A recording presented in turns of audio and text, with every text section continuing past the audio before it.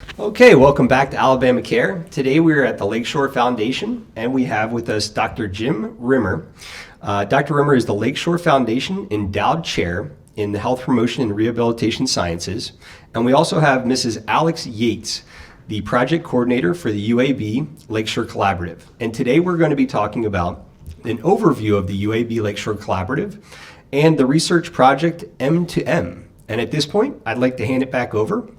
Dr. Rimmer, if you would introduce yourself. Yeah, well, thank you everyone for joining us today.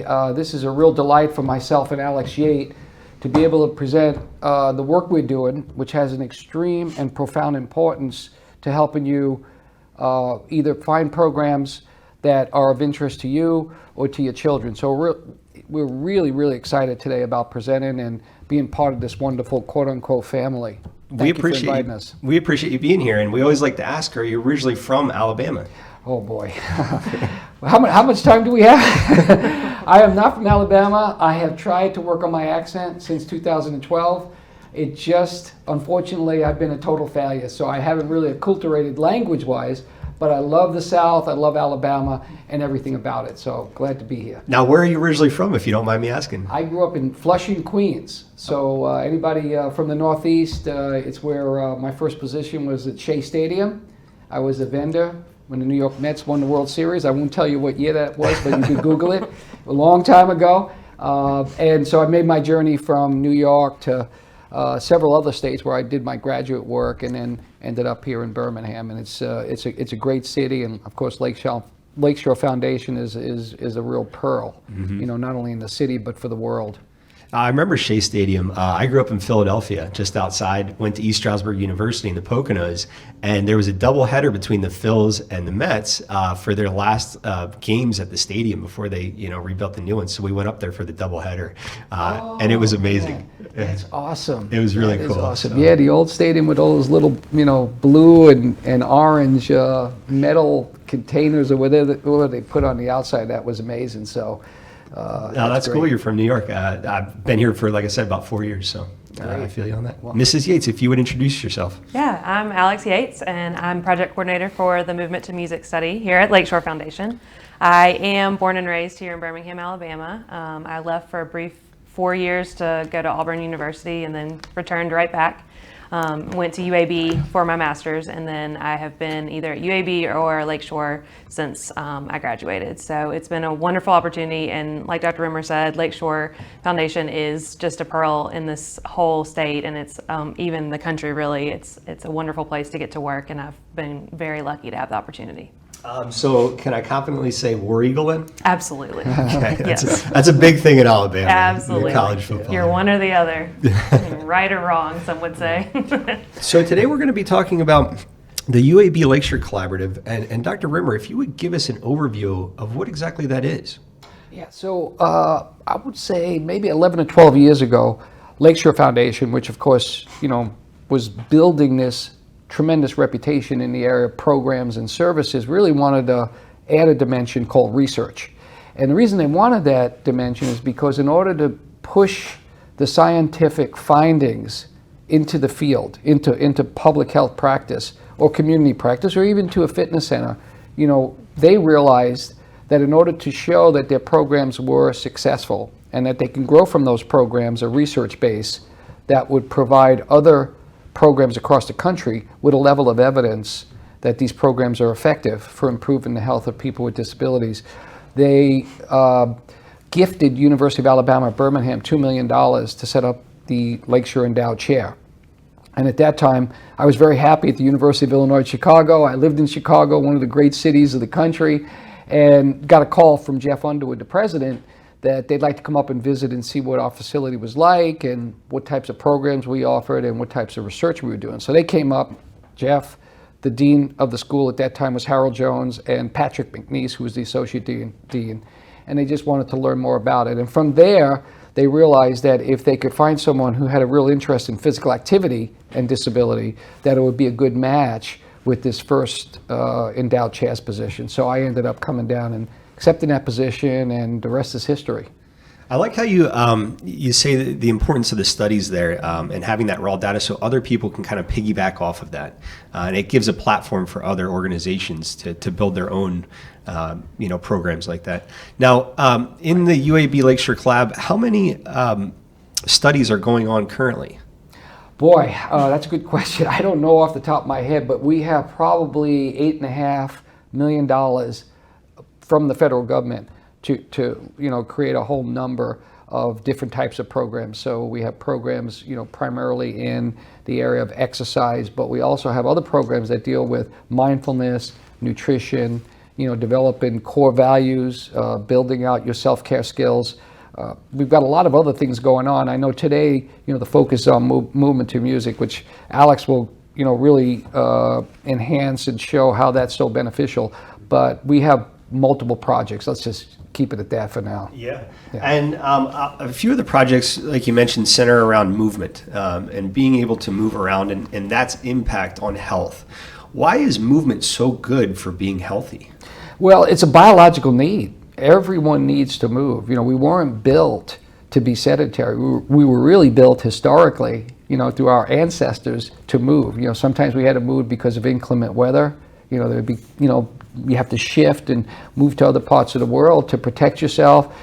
Clothing wasn't available in those days when we began as Homo sapiens. So the whole essence of movement was really to blend it with sedentary behavior. So you moved to find food, you moved to find shelter. Sometimes you moved away from, dangerous, individuals or animals. So we've lost that, unfortunately, over the last 2 centuries. When we became an agrarian society where we started to use machines, to grow food, we became less and less physically active. And then when we went through the whole industrialization era and now into technology, we've kind of engineered out physical activity. And yet, the body was built for a combination of the two. Now, that being said, we know that, and you'll hear this from Alex, that movement to music is very prescriptive because there are a lot of people with disabilities who have a level of pain where movement can be more painful. So we have to be very conscious that, it's just not movement in general. There has to be a prescription to this to ensure that people with pain, which is the number one secondary condition in people with disabilities, is really not aggravated or exacerbated. And, when Alex talks about the movement to music program, I hope you all who are in the audience, understand we're doing this in a way where we're protecting the individual's body rather than, causing further harm. It's almost like you need a little bit of stress there to grow and build a muscle, but you don't want to overdo it and you can rip a muscle, kind of the same way. But I feel like I sit in front of the computer for probably 8 hours a day at a desk. But I always feel better. If I have a good day, if I get in a workout, it becomes a great day. If I'm having a bad day and I get a workout in, it becomes a good day. The exercise just takes it to a different level.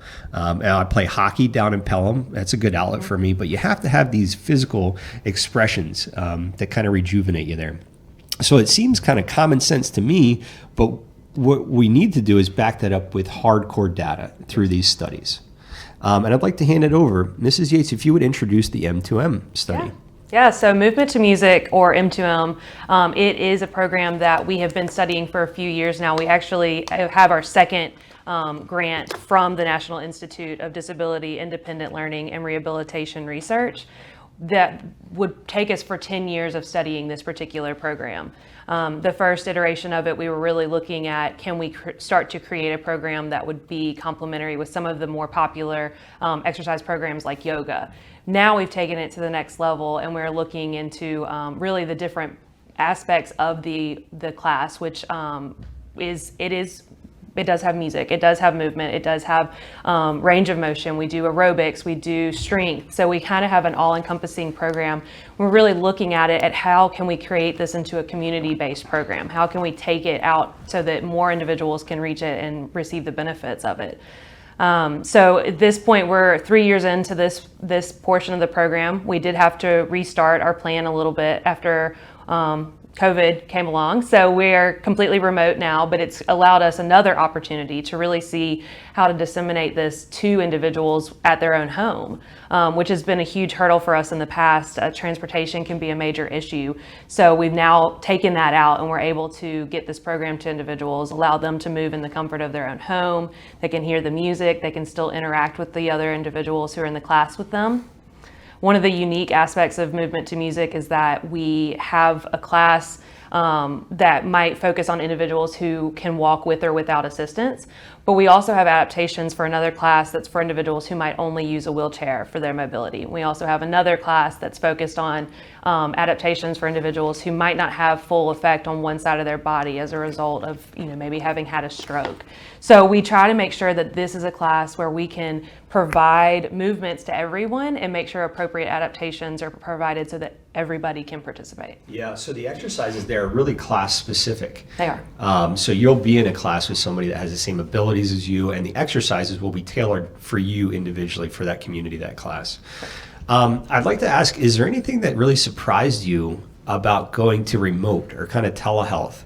Are there things there you were like, I didn't think about that, or we should focus on this a little bit more? Absolutely. So the benefit of doing this along with everyone else going remote is that there is a learning curve that everybody's kind of more comfortable with Zoom.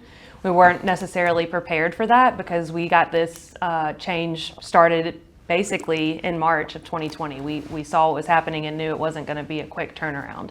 But I would say that some of the things we've had to really kind of think through and be strategic about is how do we continue to have a community feeling when you're not in the same room with somebody? How did the instructors reach on a personal level each independent person without calling a person out or having to have essentially a phone call in order to really get to know a person? What's been surprising is it's been a lot easier than we expected.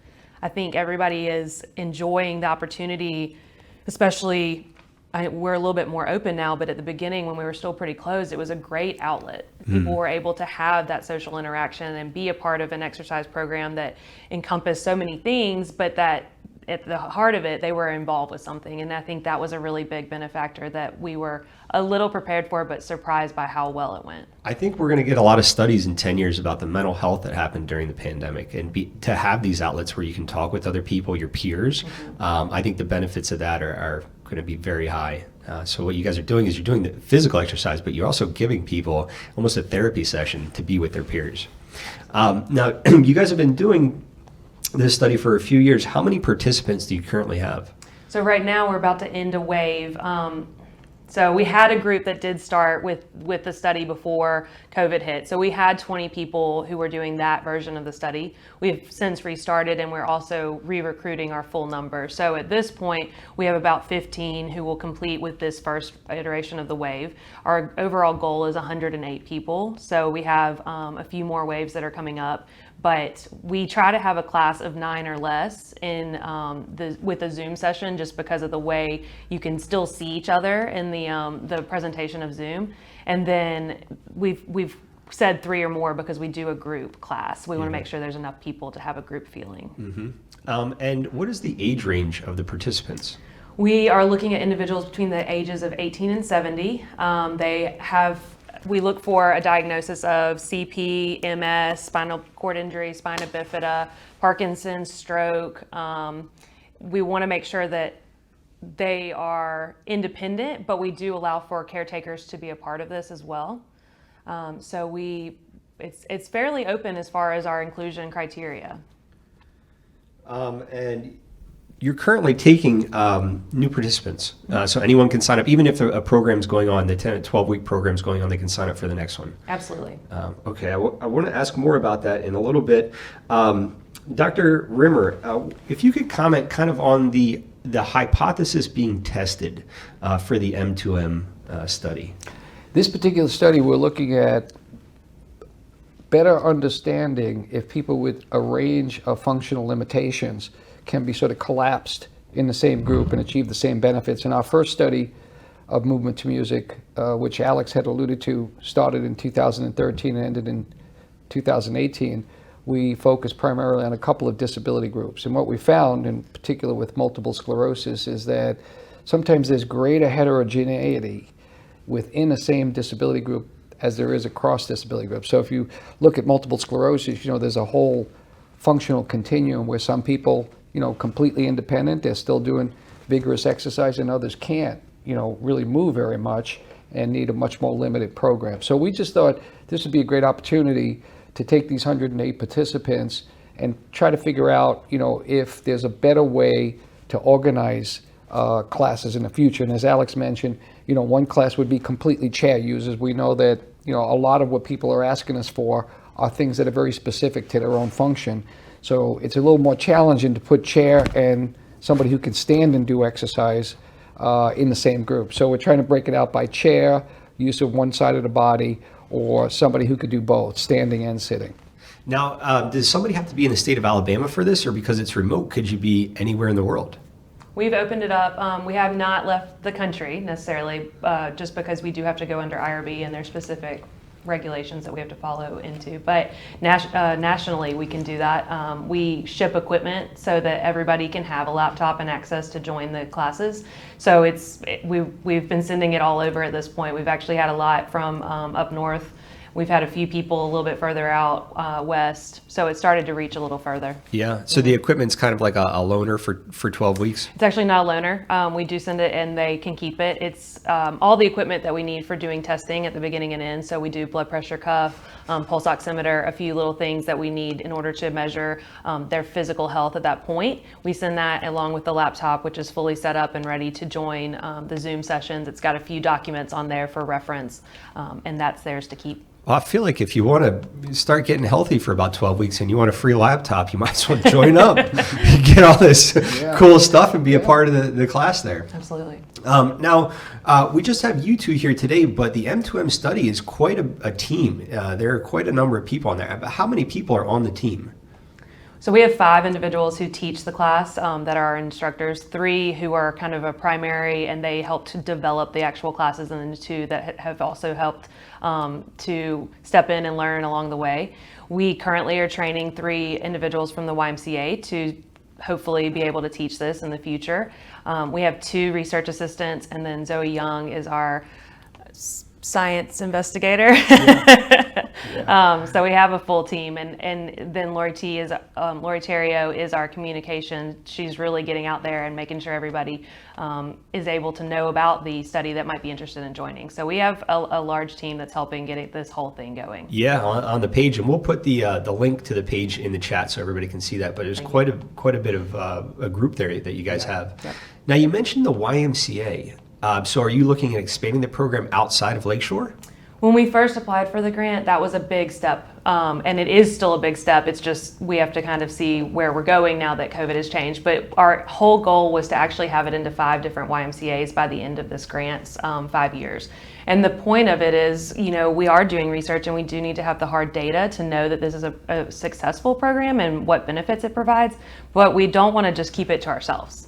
So we really want to make sure that we can translate this into a community setting, and the YMCA was a natural selection for us to really make sure we can get it out and share with others. Yeah, and in Birmingham, the YMCA network is awesome. I go to the YMCA over in Bessemer, but I have a citywide thing, and there's like 6-7 YMCAs that I can go to if I'm, working on a different side of town and I want to pop in and get a workout in. I can just go there. Absolutely, yeah, and they're all, great facilities, great access to things. So it's been a very easy. We were already in the conversations with 5 of them to start hopefully implementing the class. We'll be revisiting it, and we're always in conversation with them, but that is the end goal, is to make sure it's in that kind of setting. And let's talk a little bit more about the specifics of the classes. So if somebody was interested in joining the program but was unsure, maybe a little bit nervous, this is something new, what is expected from a participant, and what does that look like? As far as joining the study, we do ask a certain list of questions. We have a couple things that we need to do in order to make sure that every individual would be a good fit for the program. And that's to make sure that the individual would receive benefits. We've catered this to a certain group, and we need to see how that works before we can expand it to the whole population. So we do a quick screening. We make sure that works. We get physician's approval, make sure they're comfortable with it. And then there's some testing at the beginning. It's some physical health measures just to see where you are at baseline. And then you're randomized. So 50% of the group will participate in the class right away, and that's 3 times a week for 12 weeks. 50% will then do what we call control, and that's just continuing your activities, which is helpful for us to see what's available right now to individuals with these diagnoses. And then at the end of those 12 weeks, that group gets the opportunity to participate in the class. So everybody comes back together at the end of 12 weeks, does a little testing, and then control would have that opportunity. So 50% of the participants wouldn't be in the class for those 12 weeks. They'd be the control group. Correct. Mm-hmm. And then they can do the class the next period. They do it after the 12 weeks. So they kind of flip-flop one program to the next. Correct. I'd want to be doing it in the classes, though. It's funny. I have some who do and some who are like, woof, glad I don't have to do that. Oh, really? Now, as we're kind of coming out of this pandemic, are you thinking that you're going to keep the remote going, or is it going to transition all to in-person again? We are, as I mentioned, it was something that actually was a good translation for us to see what this is like to deliver it. We have the opportunity to deliver it outside of Birmingham, and so it's been really beneficial to reach more people. So we will continue to keep this portion of the study remote. If we were to move and be able to do something with the Y, we would probably look at a more in-person, but we just don't have that information yet. Yeah, so the instructors are kind of doubling down on classes then, because they'll have one remote and they'll have one in person. Yep. Yeah. Do you notice anything, like when I think about the pandemic and remote, and I think back to like schools and children, are less people showing up to classes or doing their work because it's remote? Like I hear stories. My girlfriend has kids, and they struggled a lot with getting their assignments done with remote learning. It was something new. Do you see anything like that? Surprisingly, we've seen much better attendance than we had in person. Really? Again, you have some of those barriers like transportation or even weather, things that people would have previously not come in because that was going on that day, and instead they're still willing and able, and they are very invested. Our group right now, they seem to have formed a really good bond, and it's important that they're keeping an eye out, yeah, and they're so holding you each other want to show accountable. up. Yeah, so it's been the attendance has been really good. To have that peer support group texting you like, hey, you going to class today? I'm going to be there. You better be there. Yeah, kind of thing. It helps. And then you mentioned that there are a number of participants that are out of state. What proportion do you think that is? At this point, initially we were still working within our Birmingham database, so we had a good chunk of people who were just local, but it's recently really jumped up. I would say at this point we're talking to about 50-50 as far as local in the state even, and then outside of the state. Wow, that's so you guys are going national pretty quick. Yeah, it's been great. And has that been spreading just kind of word of mouth, or have you been reaching out to other organizations in those states? We are. So we've had Lakeshore Foundation working within those connections because they're, of course, involved with other organizations and they've helped spread the word. We've also posted on social media, which is a super easy way to get to outside of the state. I mean, we can tell when there's somebody sharing because all of a sudden we have had an influx of people from Pennsylvania that got our information. So we know how social media has really affected, and it's been extremely helpful for us. I'd like to kind of take a step back for a second. Dr. Rimmer, if everything were to go perfect for the M2M study, picture perfect, what would that look like at the end of that study? There are so many people in this country with and without disabilities that do not consciously think of the importance of movement as a science and as a health measure, an indicator. So my dream is, as Alex mentioned, so many people with disabilities wake up with not only transportation issues, but pain or fatigue or depression or anxiety or a combination of all those, or they're having trouble with a family member and they can't get to a site. My dream is that we get 100% attendance because every human being needs movement to music. Why? Because the science that has been done now in the area of the brain, which we call neuroscience, proves it. There are two major things that we need to do in order to keep our lives sustainable. We need to take care of every system of our body. That's the circulatory system, the cardiac system, the muscular system, the skeletal system, the nervous system. And there's no better way to do that than to move. The second big piece of this is the music component. And when you combine those two, it's the perfect storm, because music is also very ameliorating. There are lots of research going on now at the National Institutes of Health looking at the benefits of just listening to music. Sometimes it's music from your era of being a 20-year-old, And other times it's contemporary music, the new things that are coming out today. But music is really stimulating, and it's stimulating to the brain. So when you put the two together, you've got this great combination that every American in the United States, including people with disabilities, should move. And what we've tried to do with Movement to Music is make that easy to do. You can do it in your pajamas. We don't care what you come to, obviously you have to have clothes on, but you don't have to, you don't have to get prepared, which sometimes takes a long time. Someone with a spinal cord injury could take up to 4 hours. By the time they get up, they get into their bladder and bowel maintenance, they get in the chair, they get dressed, they get in the car, they get in and out of the car, they come to the fitness center, they get undressed. I mean, this is an enormous amount of time, and no one's going to, in their right mind, including me, would spend 4 hours a day to get 30 minutes of activity. It's not very effective. Yeah. We think movement to music may be that answer, because you don't even have to do it for 30 minutes. Yes, we push. I mean, this is a vigorous program, but it doesn't have to be, right? You could stop, right? You could adapt. You could just say, I want to do this today. So we're hoping that we have zero absenteeism. And if somebody just wants to come for the strength part, or they want to come for the end of the mindfulness session, that's what we're all about. So in the answer to the question, a long-winded answer is, we like this because it really has generalizability to every human being. It doesn't necessarily mean that it can work for people with fibromyalgia. It can work with people with lupus. It can work with people, who have intellectual developmental disabilities. It really is a form of exercise, which we don't even use the term exercise, because the key is not necessarily exercise. Many people have a very negative connotation of exercise. They think of somebody going out to run or somebody lifting weights. It really should be movement as medicine rather than exercise as medicine. And that's what, our mantra at the American College of Sports Medicine is exercise as medicine. But what we need to be thinking about are the millions and millions of Americans in the United States who are not moving at all or not moving enough. And that's why we think Movement of Music is a generalizable program to even myself, a former runner who can't run on every single day now because of knee pain, right? So what do I do the other days? So I envision a movement to music, for runners, using the legs, making sure the quads are straightened, the hamstrings. Movement to music is not, I hope your audience understands, this is not based on fluff. And I'm not saying that fluff is bad, but fluff is random.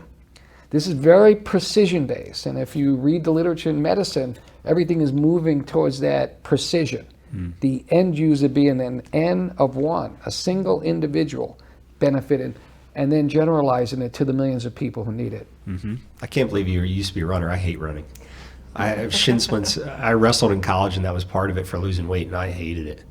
Well, it's, for me, it's the runner's high. And Yeah. I hope your audience understands movement to music gives you that same kind of high. Yeah. So it's just, for me, I grew up in running, when I grew up in the projects of Queens, a lot of times it was running away from kids that I used to call names from. So I began my career running early, but there are other forms of this, and there's some people say, well, I can't even do weight bearing.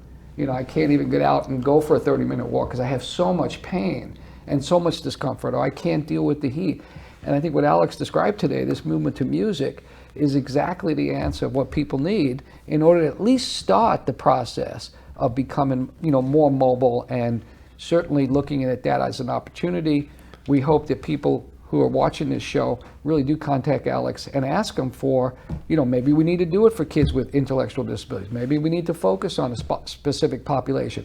Yes, this is a study and we can't change it, but it doesn't necessarily mean that we couldn't do something in the future. So we want to hear from your audience. Yeah, and that would kind of be my next question is, if you have 100% capacity in this study and everything goes picture perfect, kind of what's the next step?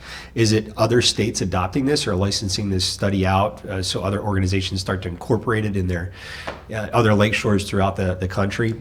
Well, Alex wants to become rich on this, and I keep telling him this is not the reason why we're doing this, Trademark it, No, this is really a free program, so we hope that everyone adopts it. And I have to give a shout out to the CEO of the Y in Birmingham, Dan Pyle. He's amazing.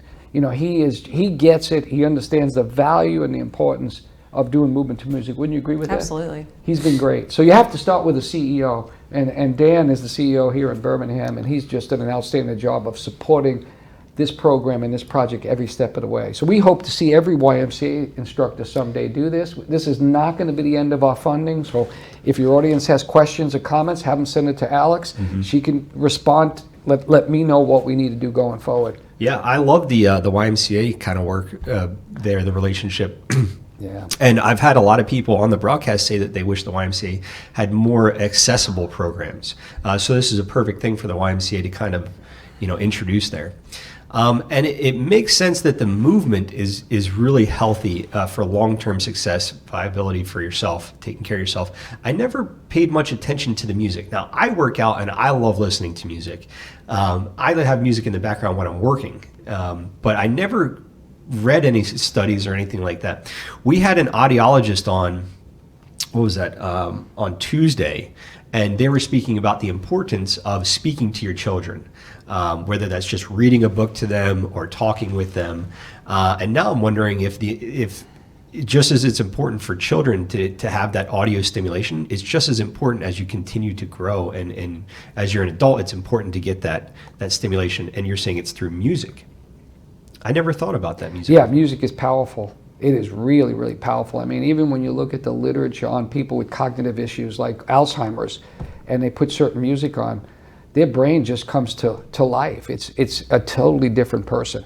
So music does have elements built into those patterns, those sounds, the acoustics, the decibel level, that connect with some of the deepest layers of the brain. And sometimes by connecting with those deep inner core layers, you can actually bring out some level of joy and happiness in certain people who are really frustrated or disappointed or depressed. And of course, as a caretaker, there's nothing better than to watch a loved one, who has a cognitive issue all of a sudden come to life, even if it's temporary. The beauty of seeing someone come out of that place of almost darkness, where they're confused and they don't know what's going on. And I have a sister now who's in a rehab nursing facility after a tumor, and she's only 70.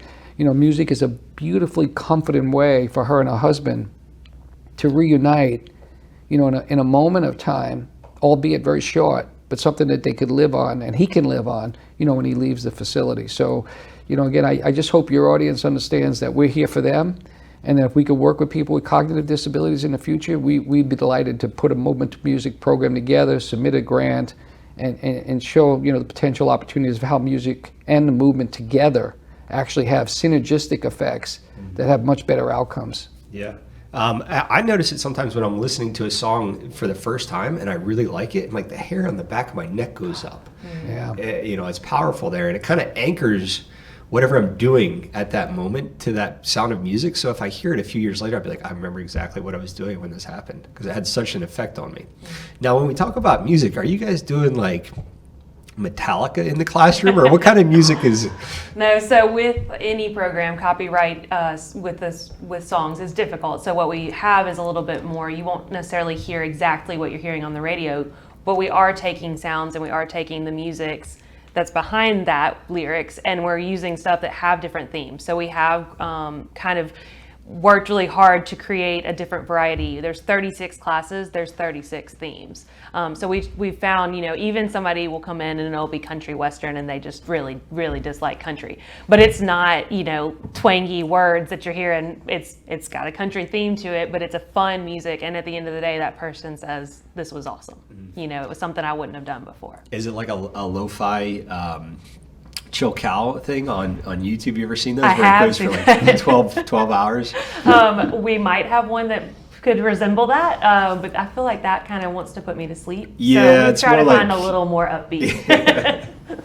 Now, there's quite a bit of data that you guys need to collect for this study.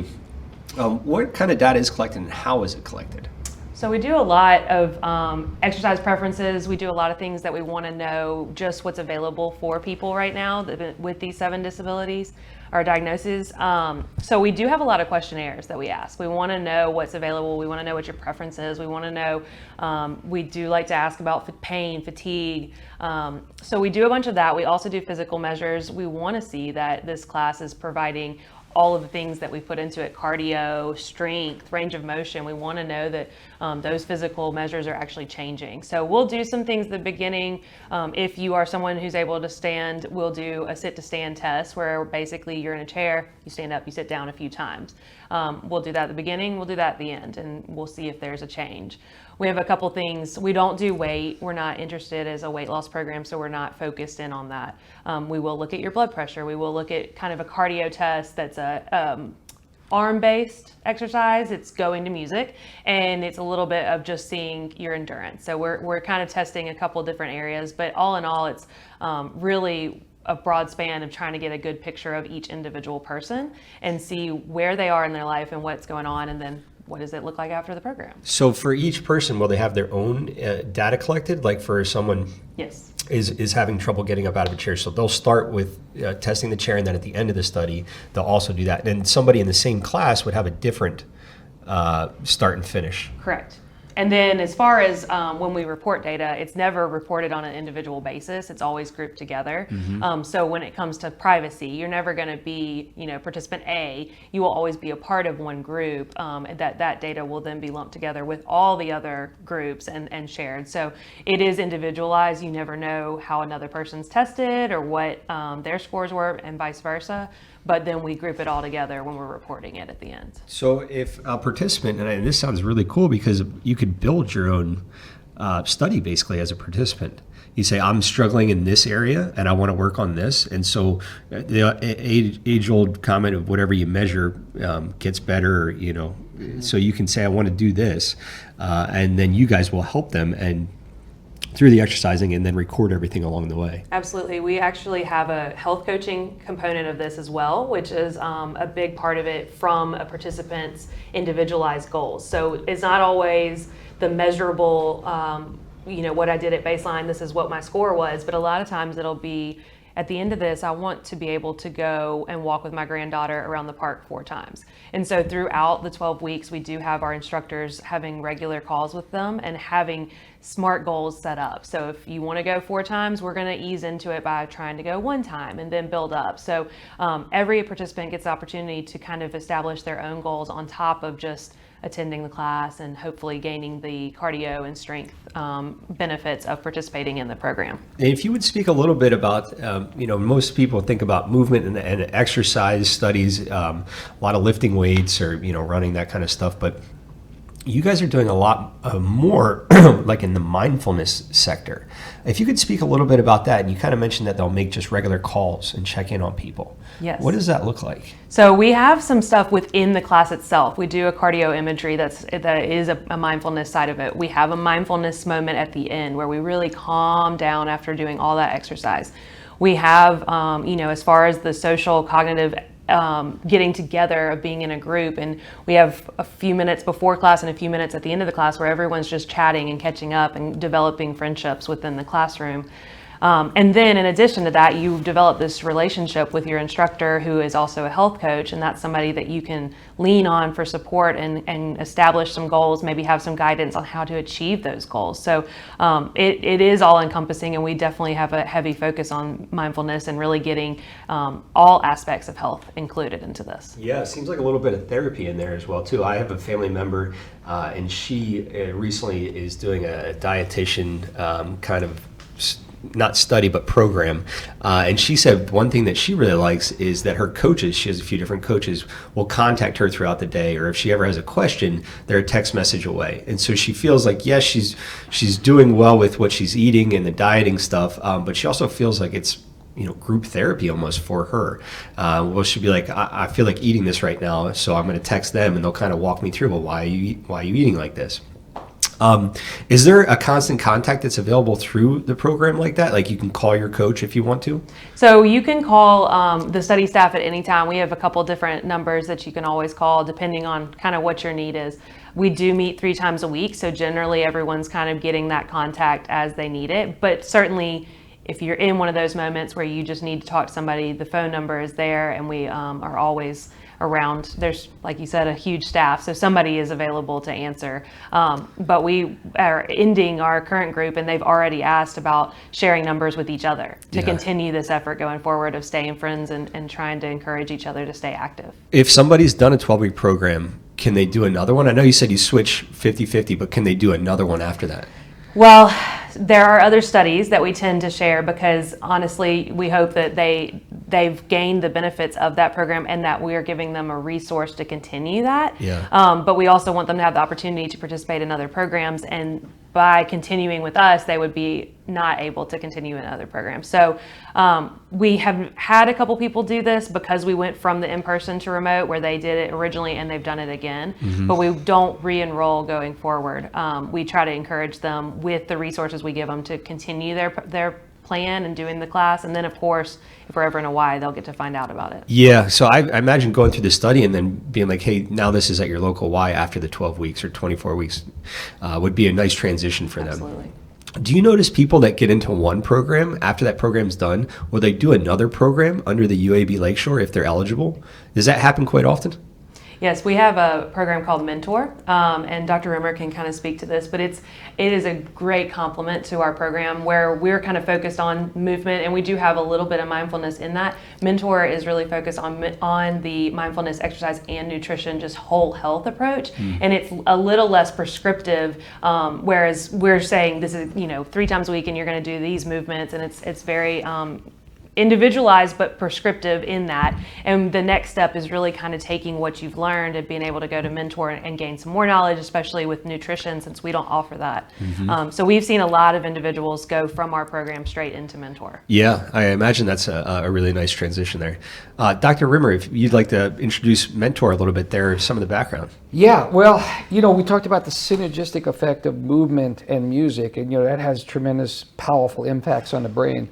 But we also know that there are other forms of wellness and health promotion that can also, add another dimension of how one, who may be struggling with some part of their life can overcome. And certainly, what we've learned is from the growing amount of literature in nutrition that, there are certain diets that actually cause some of the mental health and physical health problems that we have. Something, that we're starting to see more and more in the literature, these things called anti-inflammatory diets. Our body, many people, unfortunately, who have pain, are living, with a systemic inflammation, which causes a lot of pain, in different parts of the body. Sometimes it's systemic pain, which means it's all over the body, and sometimes it's local to a set of, shoulders or knees or some of the joints. So we think that as someone comes out of Mentor, they go into movement to music, where they get a little bit more specificity on the importance of music and exercise. But it could also work the other way, as Alex mentioned, where someone comes out of movement to music and they really want a much more comprehensive wellness program, which includes being able to take care of the mind. Our mind is like a raging river. People don't realize that all we do is constantly bombard it with thoughts. And sadly, a lot of these thoughts create depression and anxiety. So I can walk by someone's office and see that their mind is overreacting today on something. I could see it in their eyes. That people don't know I can see it. And I'm not a miracle worker or a magician, but I could see it because I know the same thing with me, how it feels when you're kind of out of the groove or out of the moment. So I want your audience to understand that there's a way out of this feeling of having the mind in the gutter, where everything is fatal and you really can't move on. Now, does that mean every individual can improve? The answer is yes. Sometimes people need medication if it's gotten to a level where they can't even function, they can't get on an airplane, without overreacting, then that's something else. But most people live in a thing called dysthymia, which is a form of depression that is a lot of time unrecognized and undiagnosed. And by the way, this is just not the disability community. This is every single human being on the face of the planet. And a lot of that has to do with not having a real spiritual foundation. And something funny about mindfulness that people don't recognize, and I've only learned this recently, is the mind, controlling the mind through mindfulness is really trying to get to a level where you could get into the spirit, which is the deepest part of your lake.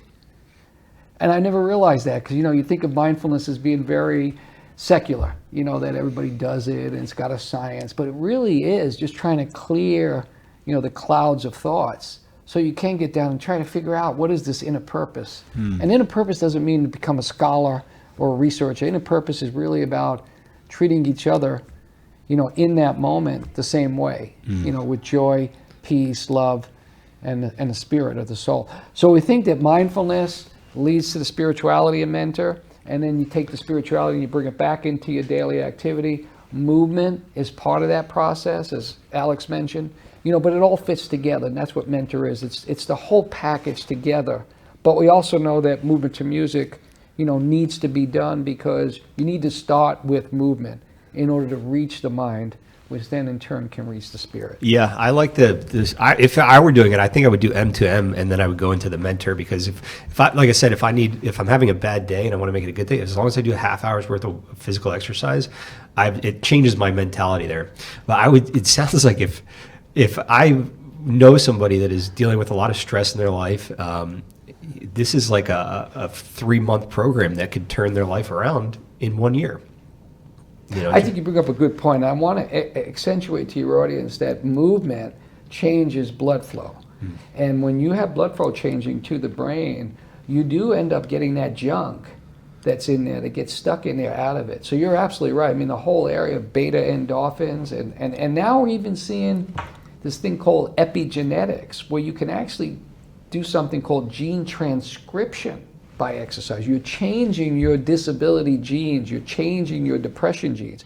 Not that it's something bad, but you're able to cope better when you do exercise with depression and with movement. So biologically, if you're feeling really lousy, the best thing to do is get up and move. And if you do that, you'll feel much better. It's almost 99.9% guaranteed if it's safe and you're not feeling any joint pain, and do it in a safe way, which we think is what movement to music is really all about, you're going to have a much better day.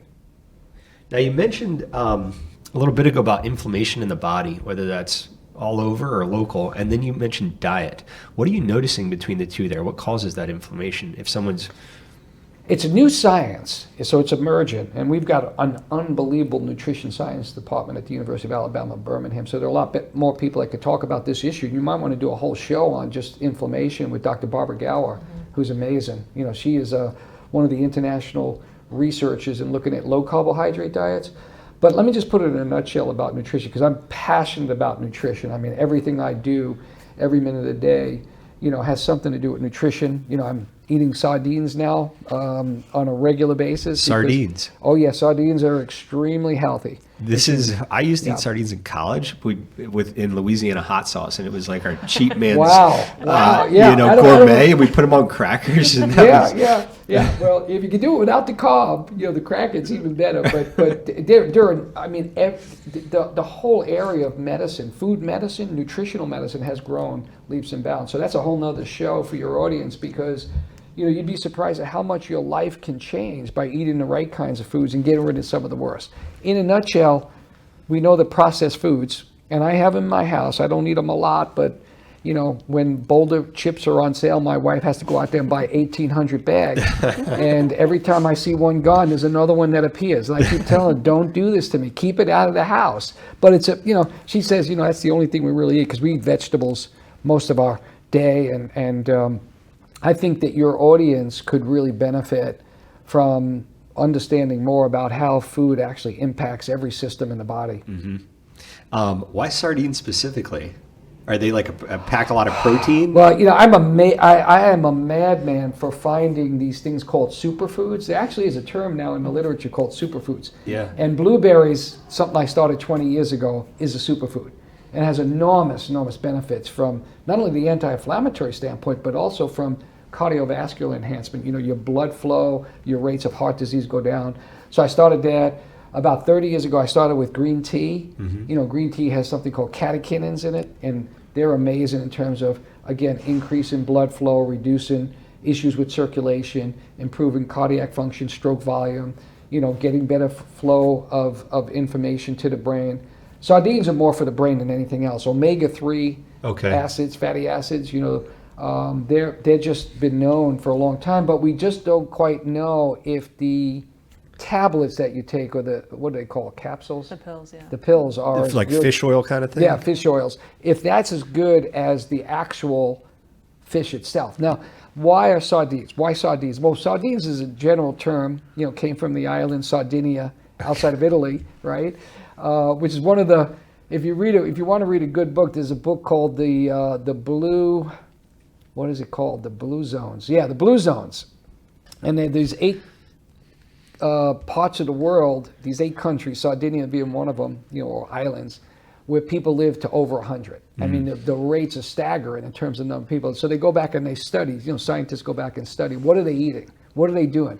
And it's always the same 2 things, They're exercising every day, and they're eating lots of Mediterranean foods, even the cheeses and the wine and, and the fish. But sardines are so much better than any other kind of fish in the world because they're very, very tiny, and they eat plankton, which is a green type of vegetation that grows in water. So they don't end up with this accumulation of all the deleterious parts of the ocean like mercury. Yeah. So even pregnant women, they'll say on the side, be careful, but most of the research will show that even a few sardines in pregnant women is good because you're developing the brain of a fetus. Yeah. And you need that kind of food in order to grow certain connections. So don't get me started on diet. Well, so now I'm putting, I knew about the blueberries, but now I'm putting sardines in the superfood. So now my girlfriend can't complain that I'm eating sardines in Louisiana hot sauce. Yeah. She's going to have to start eating them too. She hates, she won't do it. Yeah, I'll send you the article. She wants to see it. I mean, by the way, for the audience, some who may be a little bit in that quote unquote zone of dysthymia, not feeling, just feeling blah, one of those, I don't know why I'm here. What is my life about? Sardines also has an impact on the brain, and they're showing research that it actually reduces depression. So this is, I think, when we talk about Lakeshore someday and the next generation is, I see, as active as we are and as exercise oriented, I see the same thing happening with nutritional medicine on this campus, bringing people in, having them live for a couple of weeks, trying to figure out the blood chemistries, looking at their DNA, hooking them up with some of the highest level of instrumentation at UAB, to understand this feeling of blah or dysthymia or depression. So I see that as the next generation for Lakeshore. Having like a full, like a camp kind of thing where you would be here on campus. There'd be a full kitchen here. Yep. And kind of regulated, get you back on track there. Yeah. And then I love that idea. Yeah. I could see a whole building out there. You guys just built a new building here we're in, but I can see a whole other one. Absolutely. Okay, so let's jump back into the M2M here. And you're currently in a program. When does the next program start? Our next program is going to start June 21st. So we're at the stage where we are talking to individuals, getting them recruited and getting all their paperwork completed and enrolled.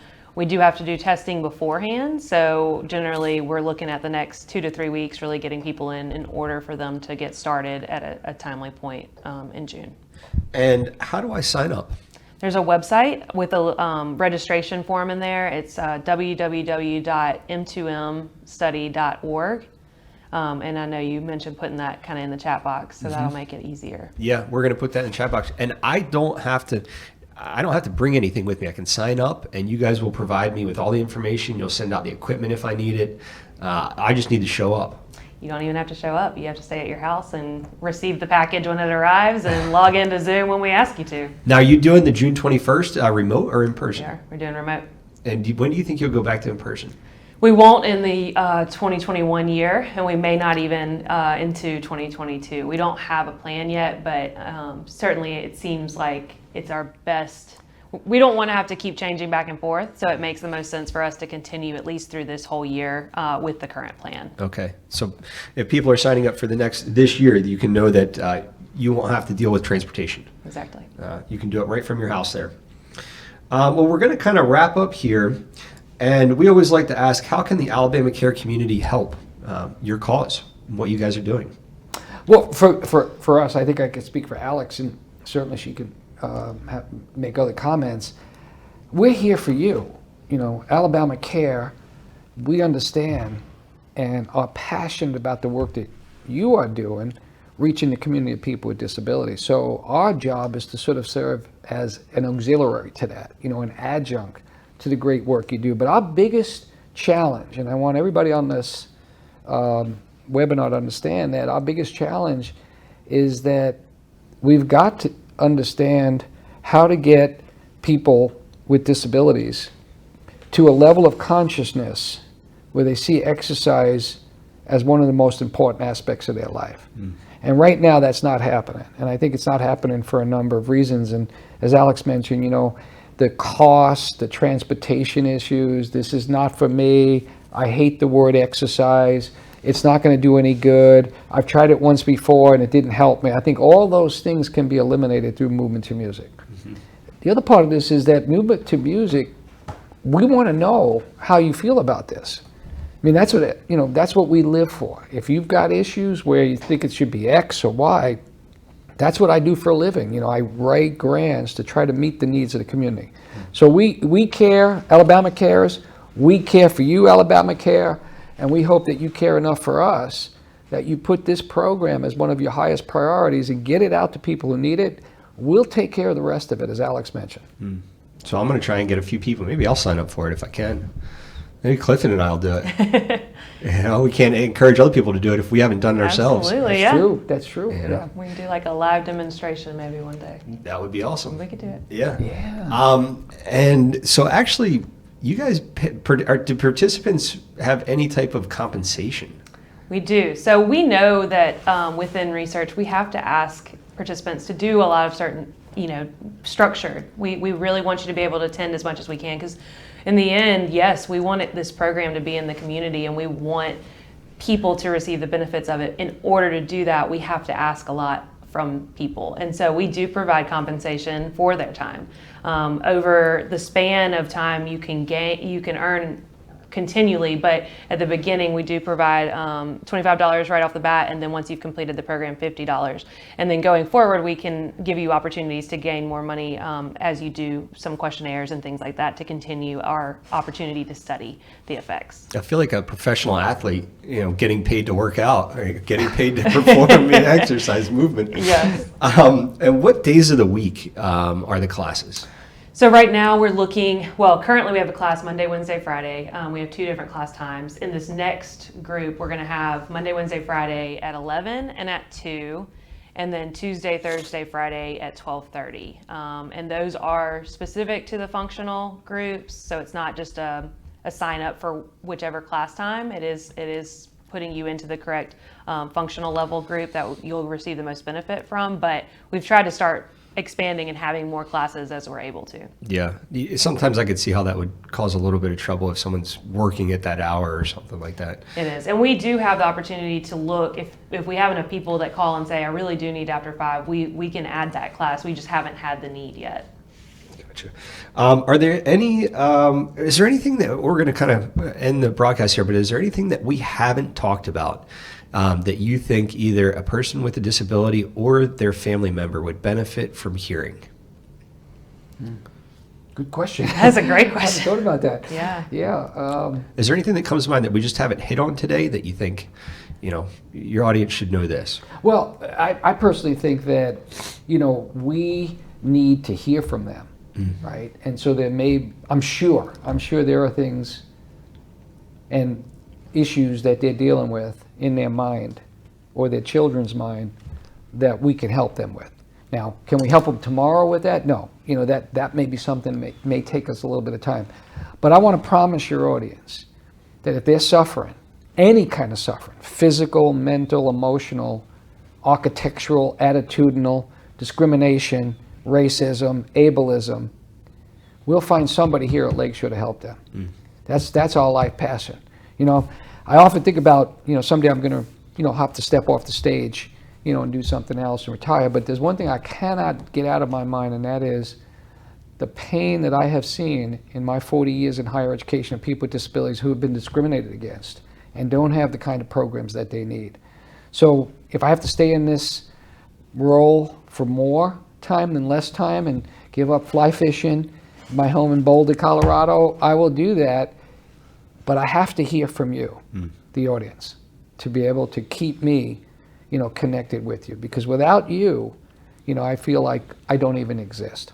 So that's my passion, is for your audience to understand that Alex is here to meet every single thing that we can possibly do to make your life better.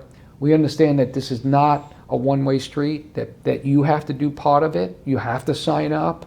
You have to promote this program. But maybe that's your spiritual journey. Just showing us through the science, demonstrating to the science, to the federal agency, that you are begging for something like this. Because if we don't get that kind of a response, then the government kind of looks at this as maybe it's a one-off. We don't need movement to music. Yep. So we need all of you, and I hope you understand that. And reach out to Alex, even if it's just a call or interacting with her or expressing some area that maybe you think doesn't quite fit in M2M. You'd be surprised at what M2M can do to make your life better. Is there anything you'd like to add to that?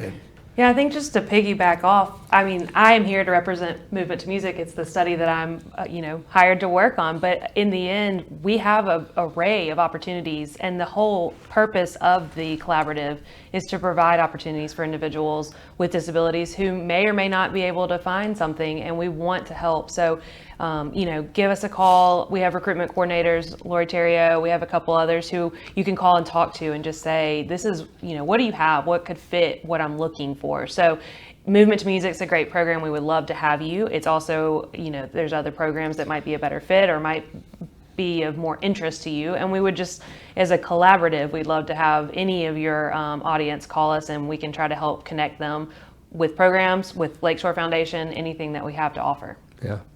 Well, I appreciate you guys spending the morning with us here today and your time. I think Clifton and I are going to try and spearhead and get a group of our audience members and community members to join with us. Absolutely. I Well, think it'd be thank you great. for having us. It's been wonderful. Appreciate it. Yeah. At this point, we're going to go ahead and end the broadcast, and you guys can each look at your respective cameras and kind of give a wave to everybody. And we'll see you guys later today.